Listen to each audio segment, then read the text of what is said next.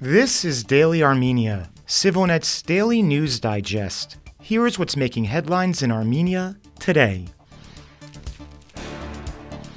Prime Minister Nikol Pashinyan met with representatives of the American-Armenian community yesterday at the start of his trip to Washington, which aims to garner support for Armenia. We have gained the opportunity to have an independent sovereign state. There can be no higher national goal than the Republic of Armenia, he said during the meeting at the Armenian embassy, declaring that this is part of an ideological change taking place in Armenia. Pashinyan claimed that the defeat in the 2020 Nagorno-Karabakh war actually gave Armenia the opportunity to have an independent sovereign state.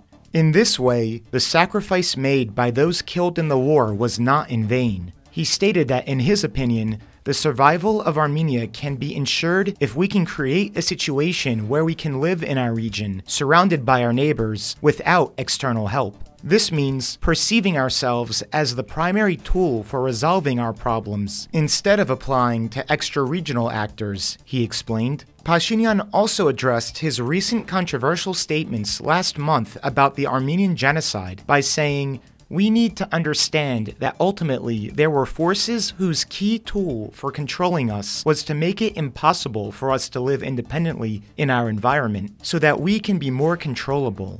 Meanwhile, outside the embassy, some young Armenian-American protesters picketed the event, holding signs with slogans such as Artsakh betrayed. The Armenian Revolutionary Federation's local chapter released a statement saying they would not act as stage props for Pashinyan to normalize his shameful surrender of Armenian lives and land, democracy, and dignity. Officials from the party, the affiliated church prelacy, and the Armenian National Committee lobbying group did not appear to be in attendance based on videos from inside the event, while representatives from the Echmiadzin affiliated church diocese and Armenian Assembly lobbying group were. Pashinyan later attended a reception held by the Save Armenia NGO, where he was welcomed by one of its board members, former U.S. Senator Sam Brownback, who said the organization's goal is to unite Christian leaders and other stakeholders in supporting Armenia. Pashinyan told the group, "Armenia is at a crossroads, and it is very important to define the best method of supporting Armenia on this important and difficult path." He called for the U.S. to include achieving peace in the South Caucasus on its list of priorities, because a sustainable peace would be the best way to prevent human rights violations. Pashinyan is in Washington to give a keynote address at the International Religious Freedom Conference, of which Brownback serves as a co-chair. He will take part in the annual National Prayer Breakfast at the U.S. Capitol on Thursday, which is typically attended by the U.S. President and other national leaders. Pashinyan's visit is in part aimed at building ties with the new Trump administration and to shore up support for Armenia in the face of the rapidly and unpredictably changing American foreign policy landscape.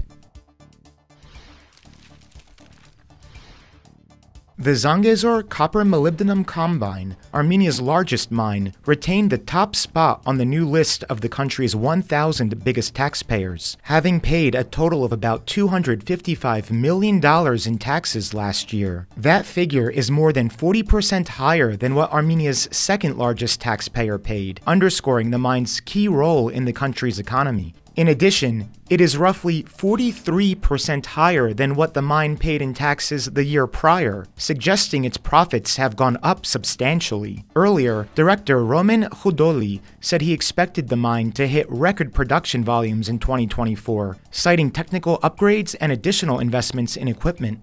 However, hundreds of the mine's employees recently went on strike, the first ever in the facility's history, calling for a 50% pay increase and improvement in their basic working conditions. Work has been stopped in several of the plant's production units for several days already, while the plant and trade union issued a joint statement calling the strike illegal and the workers' demands unrealistic.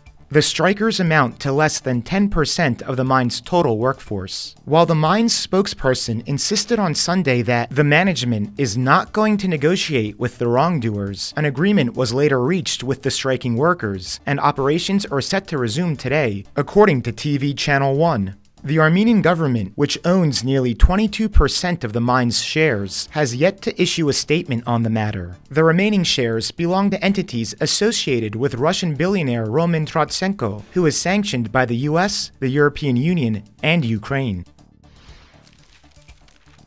Check out ＳիվիլNet's much talked about interview with Garo Paylan, a former ethnic Armenian member of the Turkish parliament. He provides an insider's perspective on the rapidly deteriorating human rights situation and democratic backsliding under President Erdogan's authoritarian rule. Paylan offers insights on the elusive path toward reconciliation between Armenians and Turks, the high-stakes implications of opening the Armenian-Turkey border, and the legacy of his friend Hrant Dink. Find the link to the interview in the video description.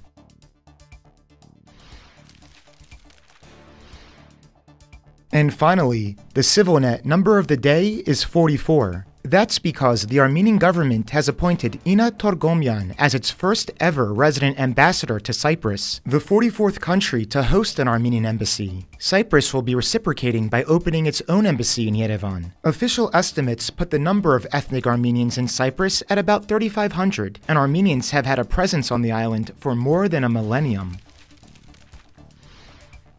And as always, please follow СiviLNet for the latest news and independent reporting from our contributors on the ground here in Armenia.